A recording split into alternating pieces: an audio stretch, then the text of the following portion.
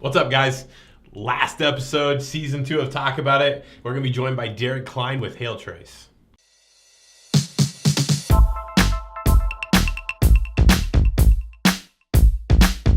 Let's talk about it.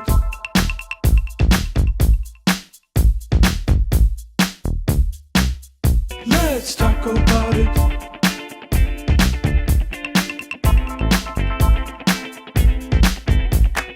What's up, guys? We're back the last week of Talk About It, and we've got one of our favorite guests here. We're joined by Derik Kline with Hailtrace. We are recording these in advance, and we had Derik's time booked on the calendar. And when you work with weather, you never know what your calendar is going to look like. So we actually are joined by Derik out in the middle of a chase. He's going to be chasing some storms today in Oklahoma, and he was nice enough to take a little bit of time out. And Derik, thanks for joining us. Hey man, how's it going? Excited. Hey, it's awesome. It's awesome. The only downfall is obviously you don't have any tacos pulling over on the side or in a parking lot here. I've got my tacos, so I'm going to enjoy those.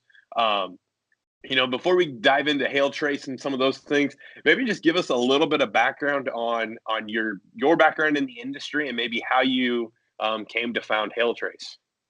Well, it started from this right here, storm chasing, actually. So I've been chasing tornadoes since I was 16 years old, and I need to be chasing some gas station tacos, it sounds like. Yeah, so I've been chasing storms since I was 16, and just love weather. Everything that you can do with weather, just a huge passion of mine. And so,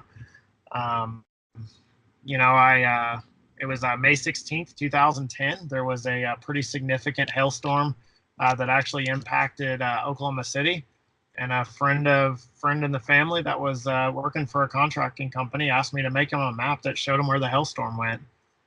And a lot of blood, sweat, and tears from then on out. But that was basically the start of what is now Hailtrace. And so kind of figured out different ways to take my passion and build it into marketing and do different things that I really enjoy to do, but still a way to make it effective within the company. And so now we're doing research in the back of the truck. We've actually got a roof back there that allows us to track different hail impact hits that we might get from different sizes of hail on different ages of roofing material, on different kinds of roofing material. So we can kind of track the velocity that these hailstones, the density that they're coming down with, and really just learn as much as we can about hail. And the best way to learn that is to be in it. So hopefully here later this afternoon, we'll be in some baseball size hail. We'll see. Oh, man. I'm fairly new to the industry myself. I've been in the industry about 3 years now, and it's without question Hailtrace is the leader in terms of mapping services out there. It seems like it's a weekly question in some of the groups, and it's unanimous every single time. Tell me I know the answer, but tell those listeners kind of a high level of what sets Hailtrace apart or what makes your maps so good. Yeah, so I mean the biggest difference is so and I kind of just stumbled across this so when I started Hailtrace, I don't have a web development background. I'm just a weather geek. Like, I love weather, and so the easiest way for me to make a hail map was to look at the radar and analyze the storm and then draw it on Google Maps, and that was the only way that I knew how to do it. I didn't have the ability to grab the algorithm from the radar that said what size of hail was falling. I had to literally analyze what I had learned from being in a storm. And I learned that the largest hail typically falls near the updraft. And so I know where that updraft is in a thunderstorm.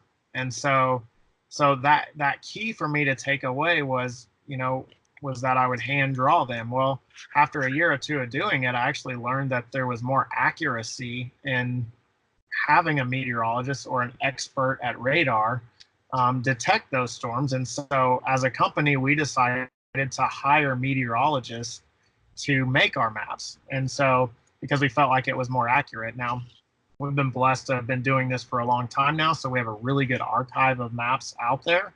But it allows us to be more accurate, to have that human touch. Like we have the algorithm. I can see what the algorithm is putting out, but I can also take a human and analyze that algorithm and fix the areas that we know might be incorrect, and then actually get a more correct map available for contractors. And so we've just built off of that process.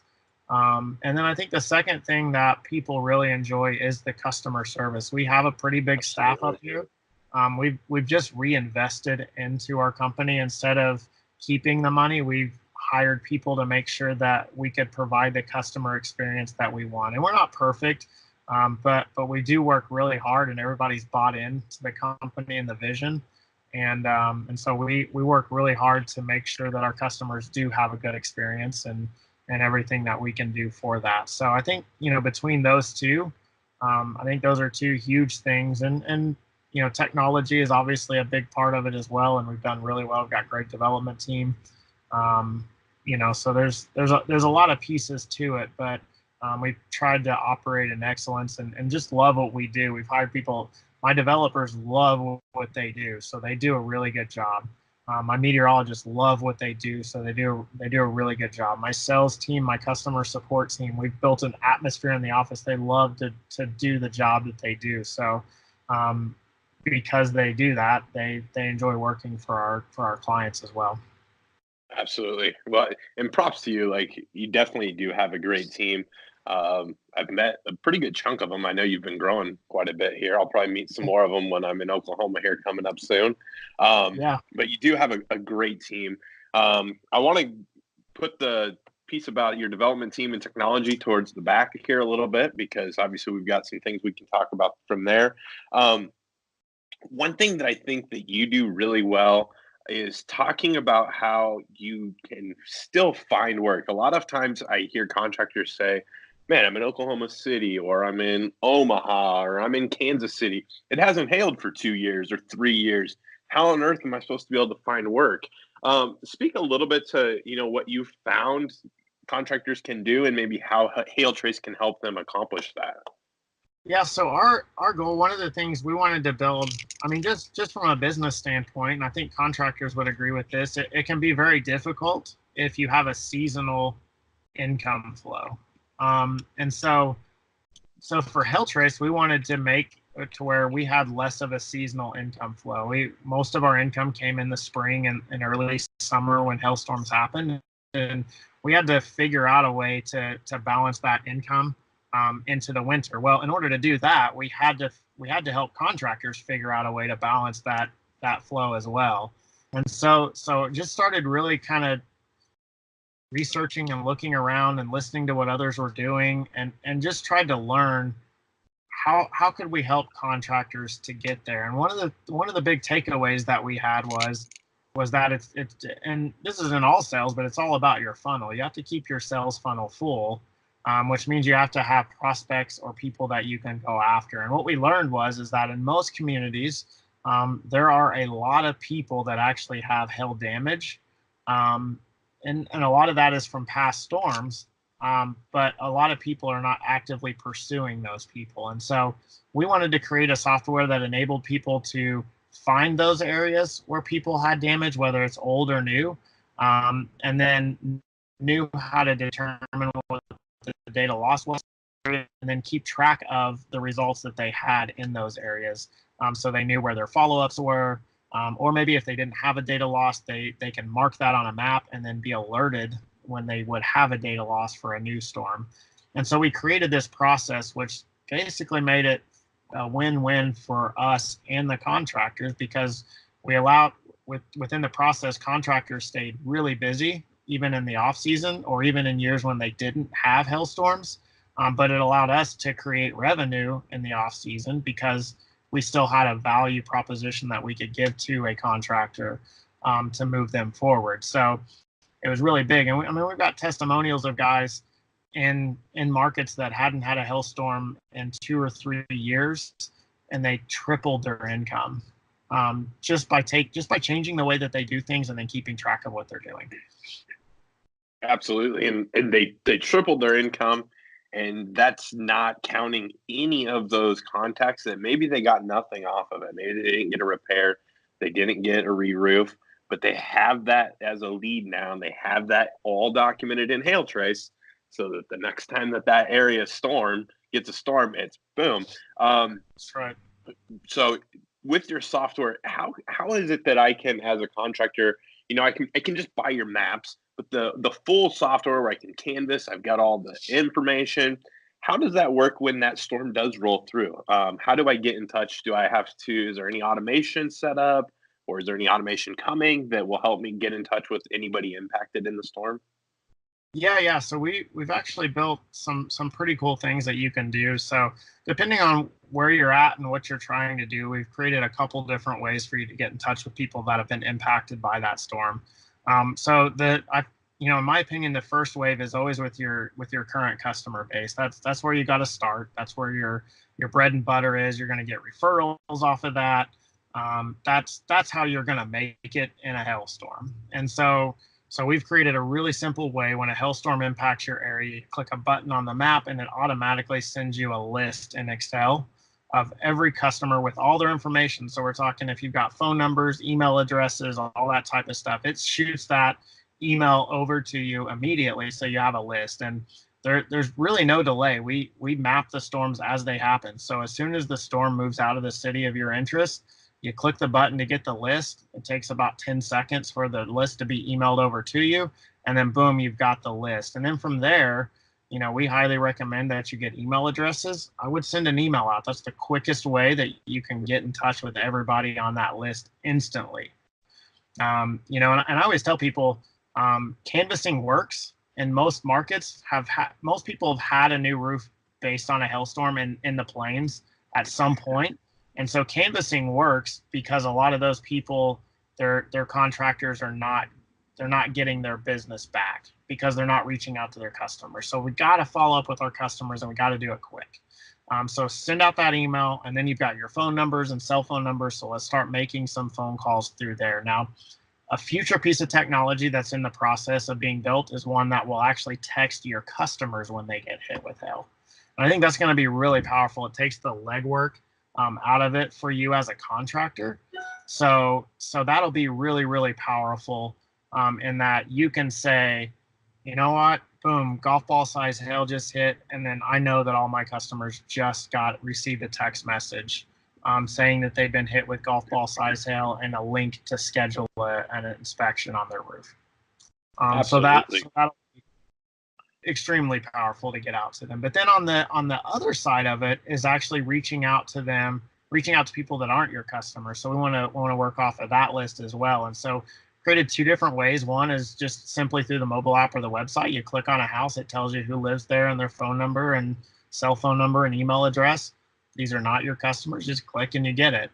The other way is to click on a swath, and it'll send you a list just like with your customers of everybody that's in that area as well. So a couple of different and really powerful ways that you can actually reach out to people and keep it really simple as well to grow your business. Yeah, absolutely. I mean, I almost see this something on the front end to try to close new business, to be able to say, we use Hailtrace. If you choose to do business with us, we're going to put your information into our database. And if there's a future storm, it's going to alert you. I mean, just adds to a level of professionalism. And hey, we've got this great technology that we use. So I think that's awesome. We're about halfway through here, Derik. I'm going to grab some water here. Let's take a quick break, and we'll come back and talk more Hailtrace and even maybe surprise them with some things that CompanyCam and Hailtrace can do together. Yeah, that sounds like fun. Let's talk about it.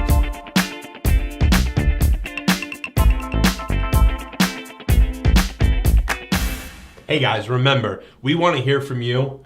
Either comment below with any questions or comments, or email us marketing@companycam.com. We're going to select a few lucky winners with some custom Talk About It Season 2 hot sauce. Comment now. Let's talk about it.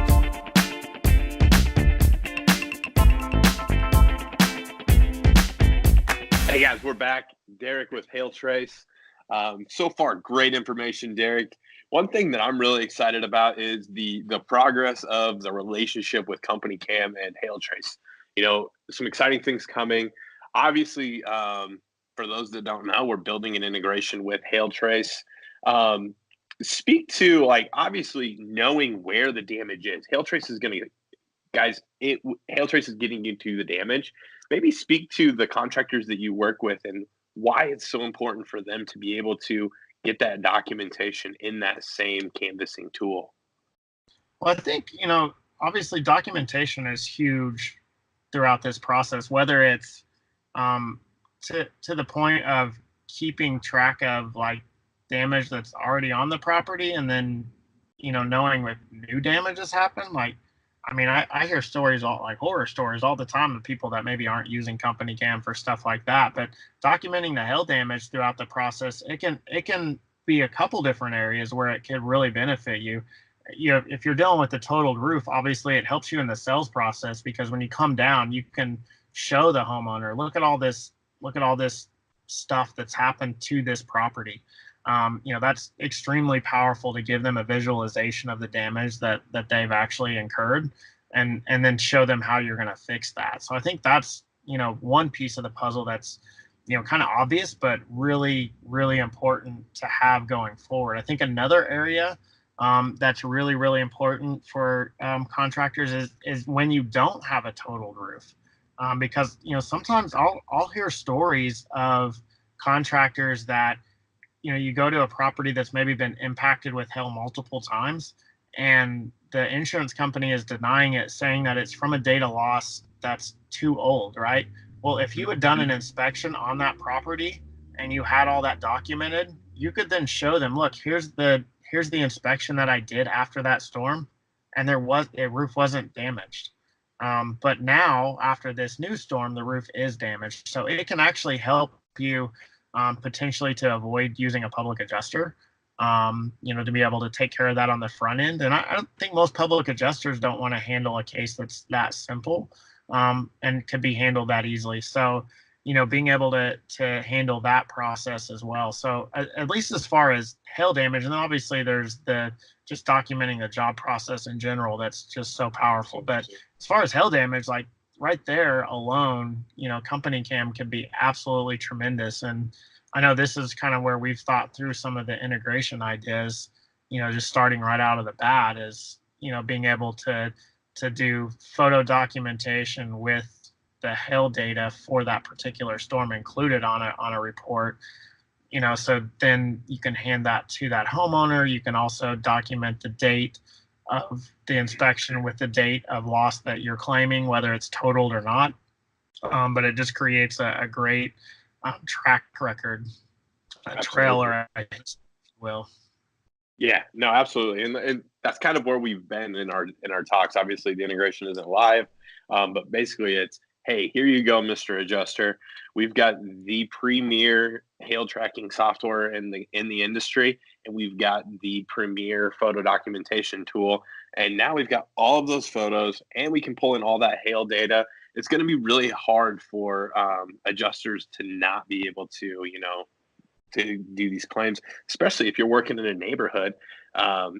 There's a lot of different insurance carriers, but the same hail hit, the house next door, and we get all that documentation in one spot.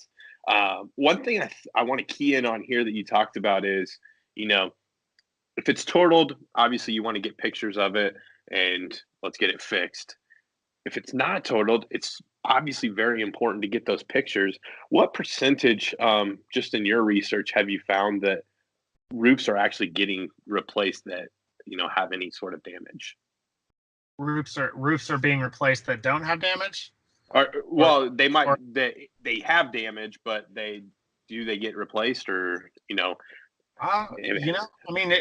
kind of funny. So I've seen like specific neighborhoods, specific areas that I know, or that we know roofs are being replaced, and there's a lot of discrepancy in what damage is and what damage isn't in the industry, and that goes with your adjusters and your contractors. I've had contractors call me and tell me that, the hail wasn't damaging, or maybe they'll say our map wasn't accurate or whatever. But then I'll have a contractor call from the same location and tell me that it's the greatest thing that's ever happened. It's totaled. Everything is just beat up. Yeah, I'm thinking more from the homeowner's perspective. So I'm the contractor. I get on the roof. Obviously, there is damage. What percentage of those homeowners actually fix their roof? Are you finding that, because I've heard numbers all over the place. I would go in that like 40 to 50% range. Absolutely. That's kind of the numbers I've heard. So 40 to 50% of these roofs are actually getting replaced. Yeah. So there's damage out there. Get it documented. I really feel like this integration is going to really help with that. It's going to drive the contract to find damage, and then make it easy for them to document and get that damage replaced and fixed. You mentioned a little bit there about the public adjusters, and obviously when you can avoid a public adjuster, that's great. But at the same time, you've got some relationships with some public adjusters. How is Hailtrace so valuable to the public adjusters? Like, they've got interest in Hailtrace, so it must be doing something for them. What is the win for them? Well, I think, part of the process of getting a claim approved is having the proper data loss for the damage that you have. So you have a statute of limitations on that insurance policy. And so you have to follow within that statute of limitations. So as a public adjuster, if I'm going to take on a claim, and I don't have the proper date of loss, then I might as well just not take the claim. So it's extremely important. So for the public adjuster, what's been nice is that we can provide that data loss, but not only are we providing it, we're also having, there's research that's being done behind it. So it's not just, oh, this computer said it might have hailed here. It's this computer said it might have held here, but then a meteorologist has also reviewed this and also says that it held here. So we've got some legs behind the data loss. Absolutely. So if it gets to the point where we do need to go to court, or where it has to go to that next step, hopefully we never do, but if it does get to that point, we know that we've got something that we can stand behind when it comes to our data loss at that property. Yes, absolutely. And that's kind of where I was going with that. So, for the adjusters, having a date of loss that they can work is huge. Mm-hmm. We just talked about, hey, 40, 50% of them are getting replaced. It's okay to go and document the ones that maybe don't have an effective data loss, get it into the Hailtrace software contractors, and it's going to alert you when that property gets that new date of loss. Maybe you can go work that one. And so, I'm not a roofing contractor, but I think that the tool you guys have built, like I said, you should be commended. It's awesome. But if I was going to go out and work a storm, I'm not working it without Hailtrace. And so that's awesome. A couple things that we've got going. If you do have questions throughout this, I should have mentioned this earlier, just comment below or email us marketing@CompanyCam. We'll get with Derik here, and we'll get those answered. Next week, Derik, we're actually going live and doing kind of a final Q&A. So we'll get all of these questions answered. So if anybody has any questions, any documentation or any assets that Derik has, we'll get those shared over to you guys as well. And then one final plug here before we sign off for this season of CompanyCam. We do have the purple shirts. What's the saying?